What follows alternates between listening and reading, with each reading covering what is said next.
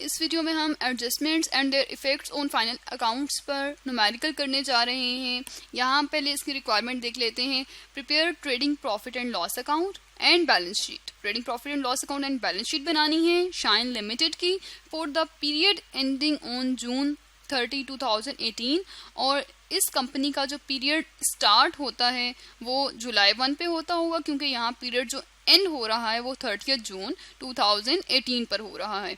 ये ज़रूरी नहीं है कंपनी का जो अकाउंटिंग ईयर है, अकाउंटिंग पीरियड है, वो दिसंबर 31, 2018 पर स्टार्ट हो। जिस तरह से इस कंपनी का अकाउंटिंग पीरियड जो है वो जून 30 पे एंड हो रहा है, इस तरह से कंपनीज अपनी सहूलत के मुताबिक अपना अकाउंटिंग पीरियड जनवरी से दिसंबर कैलेंडर ईयर के अलावा भी रख सकती हैं।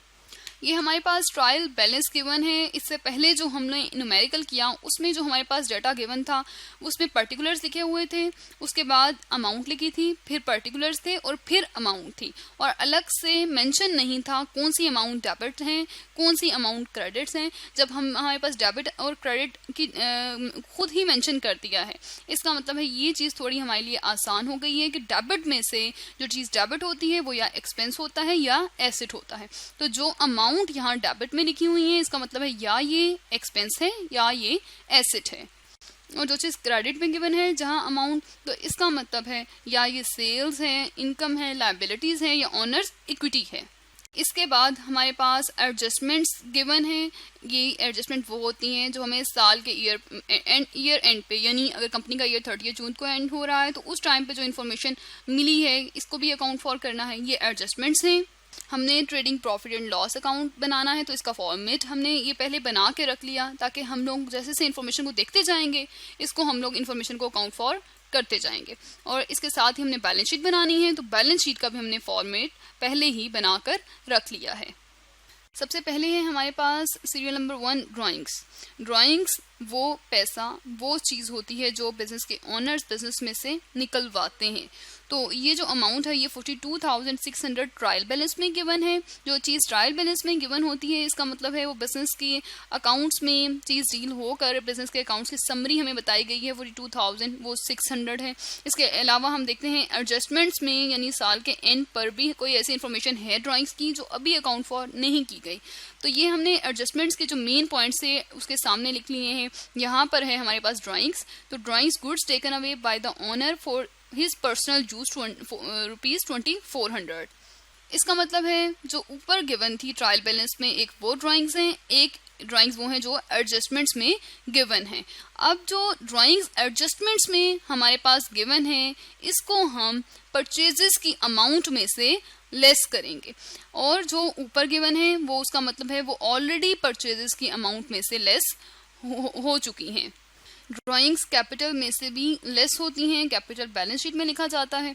अब हम क्वेश्चन को इस तरह से इस न्यूमेरिकल को सॉल्व करेंगे कि जो भी हम अमाउंट पढ़ेंगे उसकी जो जगह है हम उसे उस जगह पर प्लेस कर देंगे, और फिर जब उससे अगर ये ड्राइंग्स लेस होती हैं तो ये जिसमें से लेस होती हैं जब हम उसे पढ़ेंगे तो उसको भी हम लोग लिख देंगे। अभी हमने ड्राइंग्स को देखा, ये ट्रायल बैलेंस में गिवन है अमाउंट 42,600, और जो हमें साल के एंड पे पता चला ड्राइंग्स का एडजस्टमेंट में जो गिवन है वो 2400 है।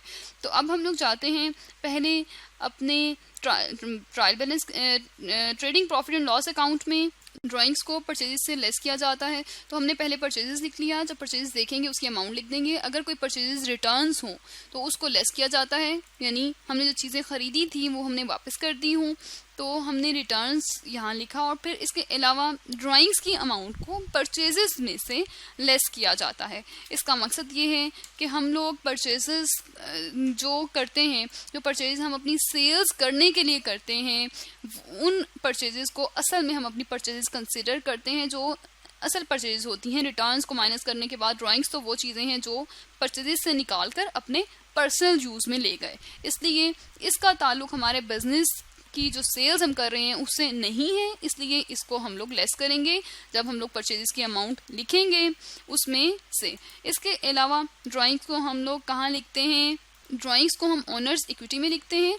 तो यहाँ पर हम कुछ स्पेस छोड़ रहे हैं, इस स्पेस छोड़ने का मकसद ये है कि हम लोग कैपिटल में प्रॉफिट को जमा करते हैं, उसमें से ड्राइंग्स को लेस करते हैं। तो लेस हम लोग यहाँ लिख देते हैं ड्राइंग्स ताकि हम लोग ड्राइंग्स की अमाउंट, अभी हमने ड्राइंग्स को रीड किया है तो इसकी अमाउंट, इसके इफ़ेक्ट्स जहाँ जहाँ जाते हैं वो हम सारे लिख देंगे ताकि कोई भी इफ़ेक्ट इसका रहना चाहिए। तो यहाँ पर हम लोग लिखेंगे अब ड्राइंग्स की कौन सी अमाउंट, जो अमाउंट ट्रायल बैलेंस में गिवन थी वो थी 42,600, वो भी हमने लिख दी। टोटल ड्राइंग्स यहाँ पर हम लोग लिखेंगे, प्लस इसमें हम लोग करेंगे वो ड्राइंग्स की अमाउंट जो हम लोगों की एडजस्टमेंट में गिवन थी, यानी जो हमें साल के एंड पर पता चली कि ये भी ड्राइंग्स हैं, ड्राइंग्स की अमाउंट ये भी है। तो टोटल ड्राइंग्स ये मिलाकर आ जाएगा 45,000। तो हमने यहाँ पर इसको लिख दिया और इससे ऊपर जब हम इंफॉर्मेशन लिखेंगे तो इस ड्राइंग्स की इस वैल्यू को हम कैपिटल में से लेस कर देंगे। ड्राइंग्स के बाद हमारे पास है मशीनरी। मशीनरी की वैल्यू है 69,000। तो मशीनरी से रिलेटेड जब भी हम लोग देखेंगे मशीनरी या एसिड, फिक्स्ड एसिड का नाम, तो हम लोग उससे रिलेटेड ज़रूर चेक कर लेंगे कि डेप्रिसिएशन तो नहीं है, अगर है तो डेप्रिसिएशन के साथ हम मशीनरी को अकाउंट फॉर करेंगे। तो यहाँ है डेप्रिशिएट मशीनरी बाय 10%, यानी मशीनरी की डेप्रिसिएशन है 10%। हम लोग साथ हाईलाइट कर लेते हैं ताकि हमें याद रहे कि ये काम जो हम करते जाएंगे उसे हाईलाइट करते जाएंगे, या अगर आप एग्जाम में हैं तो आप उसे टिक करते जाएं ताकि उस इंफॉर्मेशन को डबल, दूसरी दफ़ा, दो दफ़ा आप उस इंफॉर्मेशन को अकाउंट फॉर ना करते हैं। हमने यहाँ पर कैलकुलेशन कर ली। 69,000 मशीनरी की अमाउंट थी, 10% हमने लिया, 6900 आया। 69,000 में से 6900 को जब माइनस करेंगे तो मशीनरी की डेप्रिसिएशन माइनस करने के बाद 62,100 मशीनरी की वैल्यू आउटर कॉलम में जाएगी बैलेंस शीट में। तो अब हम लोग डेप्रिसिएशन की जो अमाउंट आई है 6900, इसको हम लोग लिखेंगे अपने trading profit and loss account में। ये हमारे पास है trading profit and loss account. अब trading profit and loss account में ऊपर वाला पार्ट ट्रेडिंग अकाउंट है, नीचे वाला part profit and loss account है। अब नीचे वाले पार्ट में भी हम नीचे लिखेंगे, इस तरफ हम लोग लिख देते हैं क्योंकि बाकी हम ऊपर जो दूसरी इन्फॉर्मेशन होगी आगे रीड करते जाएंगे वो इन्फॉर्मेशन लिखेंगे, या यहाँ हम लिख देते हैं डेप्रिसिएशन ऑन मशीनरी जो हमारी आई है 6900। हम नॉन करंट एसेट्स में भी मशीनरी की वैल्यू लिख देते हैं, हमने वहाँ पर लिखी डेप्रिसिएशन। इसके बाद हम लोग मशीनरी की अमाउंट लिखेंगे यहाँ पर, और मशीनरी की अमाउंट है हमारे पास 69,000। तो 69,000 को लिखेंगे और इसमें से हम लोग लेस करेंगे डेप्रिसिएशन, यानी इसकी वैल्यू में कमी, यहाँ पे हम लिख देते हैं डेप्रिसिएशन। और डेप्रिसिएशन की अमाउंट हमारे पास आई थी 6900। तो 6900 को अभी हम यहाँ लिखेंगे और अभी हम इसको आउटर कॉलम में नहीं लिखेंगे क्योंकि हमने इससे रिलेटेड एक और इन्फॉर्मेशन भी ट्रायल बैलेंस में देखी थी, और वो क्या थी, ये ट्रायल बैलेंस के बाद हमने एडजस्टमेंट्स में देखा था कि यहाँ पर हमारे पास गिवन है हमने मशीनरी में कुछ अमाउंट रॉन्गली डेबिट कर दी थी। ये हमारे पास गिवन है, इस इन्फॉर्मेशन को हम दोबारा रीड करते हैं। Machinery purchase for ₹6,000 was wrongly included in purchases, यानी मशीनरी खरीदी है, ये भी मशीनरी की अमाउंट है लेकिन इसको हमने परचेजेस में ऐड कर दिया था, तो इसको भी हमने मशीनरी में जमा करना है। इसके अलावा हम देख लेते हैं कोई और मशीनरी से related information. Carriage paid to bring machinery for ₹600 included in printing stationery account, मतलब हमने कैरेज पे किया है मशीन के लिए, उसे प्रिंटिंग स्टेशनरी अकाउंट में हमने इंक्लूड कर दिया है। तो अब ये जो 6,000 ये मशीन की वैल्यू है और ये 600 जो मशीन के कैरेज पे आया है, मशीन को लेकर आने पर खर्चा आया है, ये मिलाकर हम लोग 6600 अमाउंट ये वो है जो हम मशीन में ऐड करेंगे। जो हमारे पास ट्रायल बैलेंस में मशीन गिवन है वो पहले की मशीन है, और ये जो अब भी एडजस्टमेंट्स में गिवन है ये वो मशीन है जो परचेज की है, लेकिन इसको अभी अकाउंट फॉर अभी अकाउंट्स में दर्ज नहीं किया।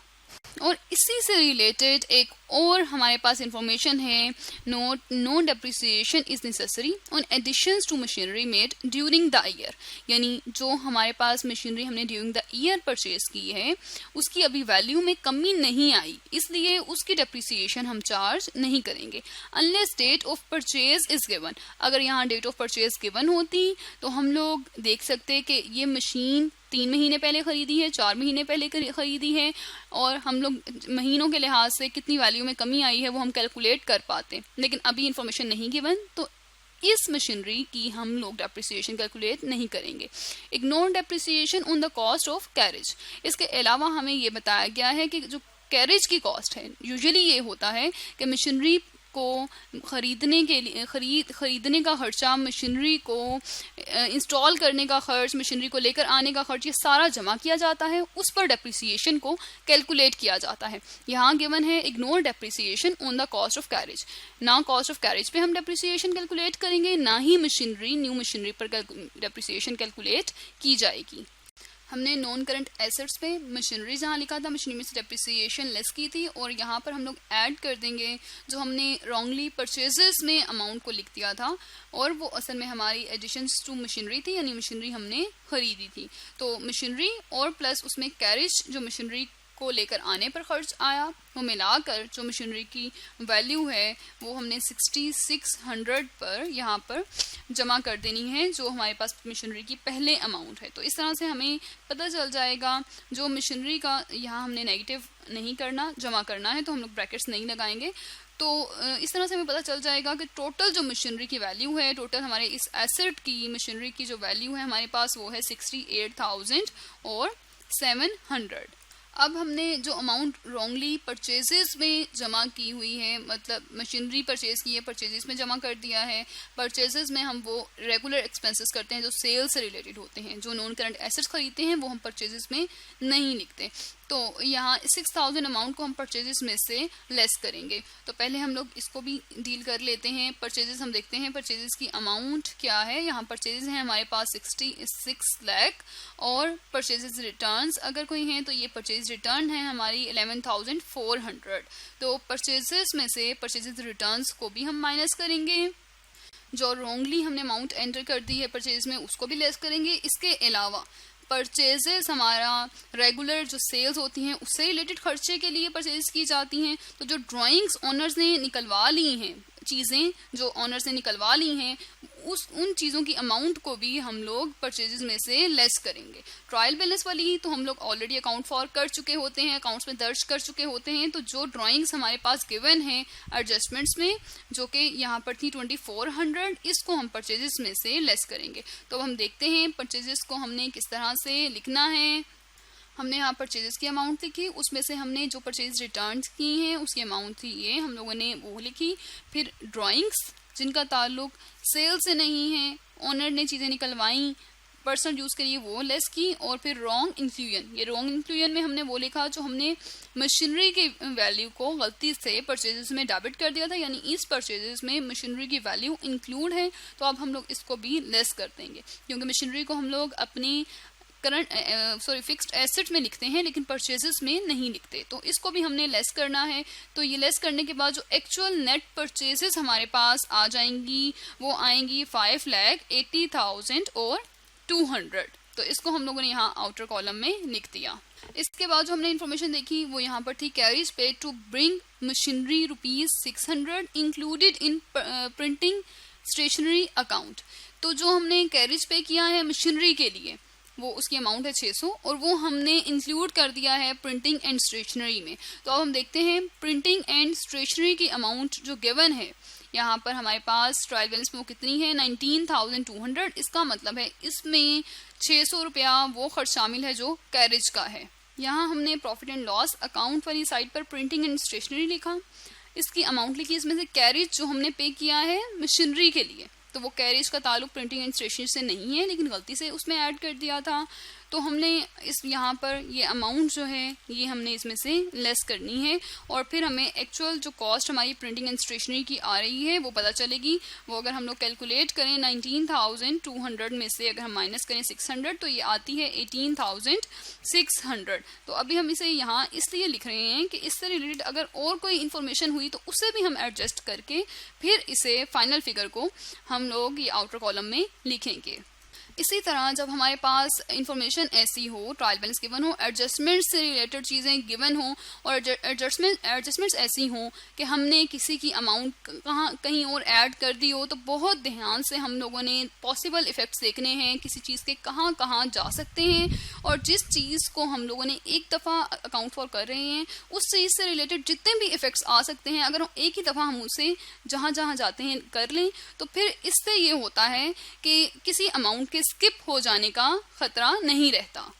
इससे आगे जो हम लोग ये न्यूमेरिकल है इसको अपनी नेक्स्ट वीडियो में सॉल्व करेंगे और देखेंगे इन एडजस्टमेंट्स के, इन ट्रायल बैलेंस के पॉसिबल इफेक्ट्स कहाँ कहाँ पर हम लोग रिकॉर्ड करेंगे, trading profit and loss account में कहाँ रिकॉर्ड करते हैं और बैलेंस शीट में कहाँ रिकॉर्ड करते हैं।